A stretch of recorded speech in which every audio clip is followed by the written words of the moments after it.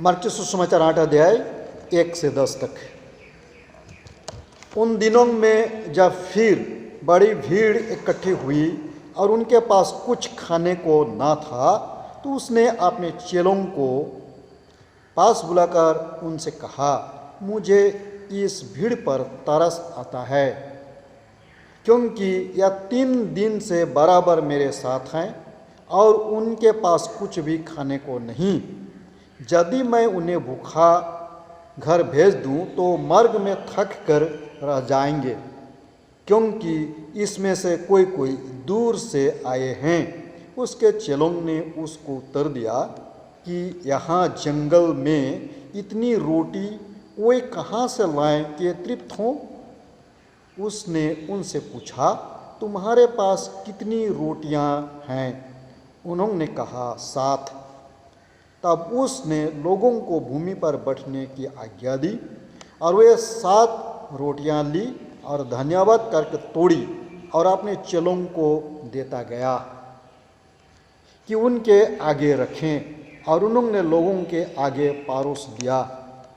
उनके पास थोड़ी सी छोटी मछलियां भी थी और उसने धन्यवाद करके उन्हें भी लोगों के आगे रखने की आज्ञा दी। सो वे खाकर तृप्त हो गए और शेष टुकड़ों के 7 टुकड़े भर कर उठाए, और लोग 4000 के लगभग थे। और उसने उनको विदा किया और वो तुरंत अपने चेलों के साथ नाव पर चढ़कर दलमनूता देश को चला गया। आमीन। हम थोड़े समय के लिए बैठ जाएं। मसीह में प्यारे भाई और बहनें, आज हम परमेश्वर के वचन का अध्ययन करते हैं मरकुस सुसमाचार। तो इस मसीह के चेले में से लिखा हुआ वचन, और ये सबसे पहले लिखा हुआ सुसमाचार है 4 सुसमाचार में से। और यहाँ बहुत संक्षेप में बहुत सारी बातों को दर्शाने के लिए प्रयास किया गया है। और आज जो हम परमेश्वर के वचन को अध्ययन करते हैं, यहाँ सीधे तौर अगर देखा जाए तो सबसे पहले हम जो पाते हैं तो यहाँ 4000 लोग यीशु मसीह के परमेश्वर की वचन को सुन रहे थे और यीशु मसीह उन्हें उपदेश दे रहा था। और ये भीड़ 3 दिन तक एक साथ परमेश्वर के या तो यीशु मसीह के साथ में थे, अर्थात इस 3 दिन वे आत्मिक आहार ग्रहण कर रहे थे। इस वचन से कई बातें हमारे जीवन के लिए आवश्यक हैं। सबसे पहले यीशु मसीह सच ईश्वर सच मनुष्य यहाँ दर्शाता है।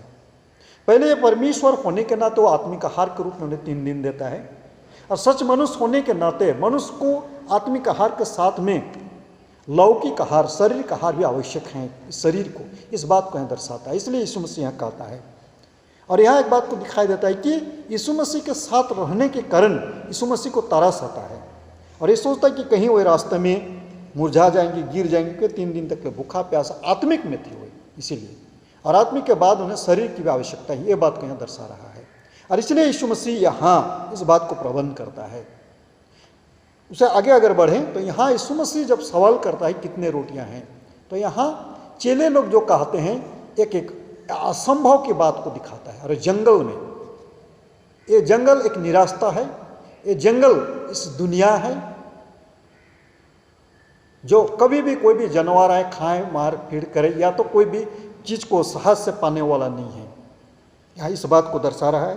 और इसे बीच में उन्हें कहते हैं जो कुछ है वही लाओ, अर्थात तुम्हारे पास कितने हैं? कहते हैं 7 ही हैं, कुछ मछली और कुछ रोटी। यहाँ एक बात को दिखाता है, वो यीशु मसीह मांगता है और उन्हें दिया जाता है, यीशु मसीह लेता है। दूसरी बात, जब यीशु मसीह के हाथ में आ जाता है, जब हम यीशु मसीह के हाथ में दिया जाता है, तो यीशु मसीह उसको धन्यवाद के साथ तोड़ता है और देते जाता है। इस बात से ये आता है कि हम अपने जीवन में जो कुछ हम है उसको हम यीशु मसीह को देना है। और यीशु मसीह जब यीशु मसीह के पास वो होता है तो बहुतायत से भर जाता है। यहाँ हम पाते हैं 7 टोकरियां बच गया। जब यीशु मसीह को हम दे देते हैं तो वो बहुतायत उसमें आशीर्वाद होता है और वो बच जाता है, जिसको जो है सुसमाचार में कहता है बहुतायत का जीवन, उपोषी परा जीवन। तो ये यहाँ 4 बातों को अगर देखा जाए, सबसे पहले यीशु मसीह सच ईश्वर सच मनुष्य यहाँ दर्शाता है। यहाँ ये दर्शाता है कि आत्मिक आहार और लौकिक आहार दोनों को आवश्यकता है।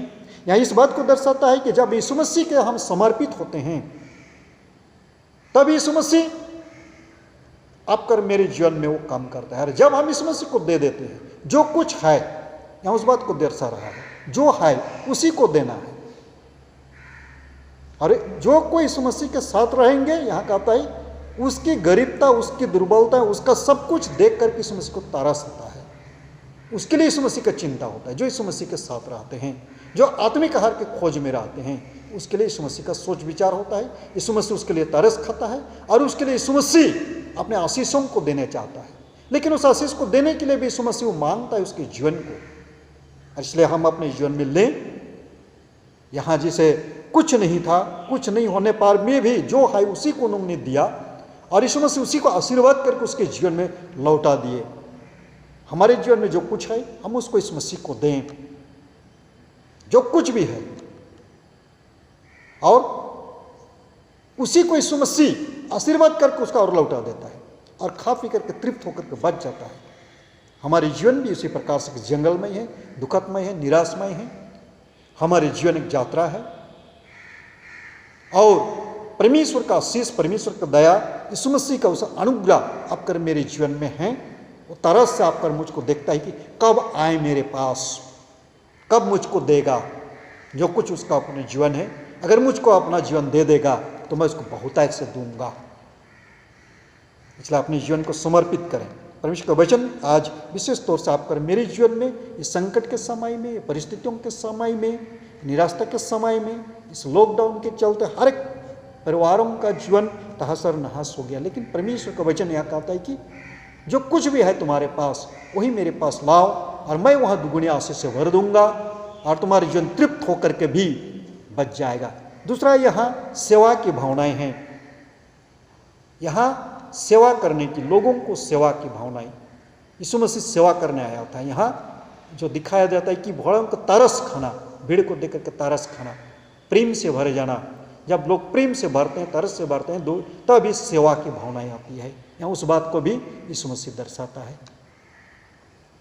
परमेश्वर दया करे, अनुग्रह करे हमारे जीवन में और इस पवित्र वचन के द्वारा हमें बहुतायत का आशीर्वाद प्रदान करे। आमीन।